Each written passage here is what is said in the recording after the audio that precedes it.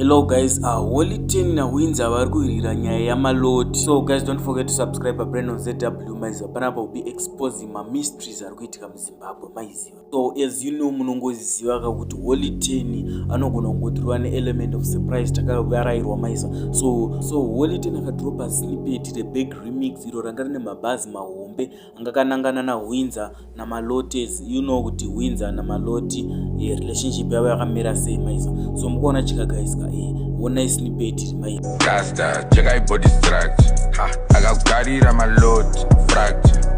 So Holy 10 was saying Rasta Hwinza check body structure maiziva. Maloti akakugarira obvious mabonzo anotsemuka maiziva. Munochikoka pamiwo maiziva. So after that mukuona chika Hwinza akabva baya comment section maiziva ndobva comment achiti maloti chii maiziva.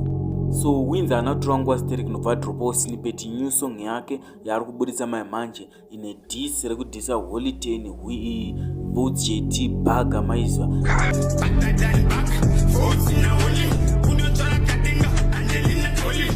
Mukuona chika guys imi mitaisa dzenyu mucomment section muchitiudza kuti murumhanya nebhiza ripi maiziva. Ndiripi bhiza rinokundwa apo maiziva. Pane pakatoipa Zim Dance versus Zim Hip Hop maiziva. Mahora.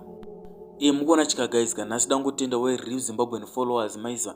Mafairo rinokubatsira kuboosta mafollowers ako pa YouTube, Twitter, Instagram, Facebook maiziva. Unokubatsira zvese monetization zvese kusvika utangotobhadharawo nepage rako maiziva. Dangowatendawo nekuboosta page redu yezvinora monetized akubhadharawo maiziva. Mukuona chika guys vanotangira mafollowers avo from dollar maiziva vabate panhamba idzodzo.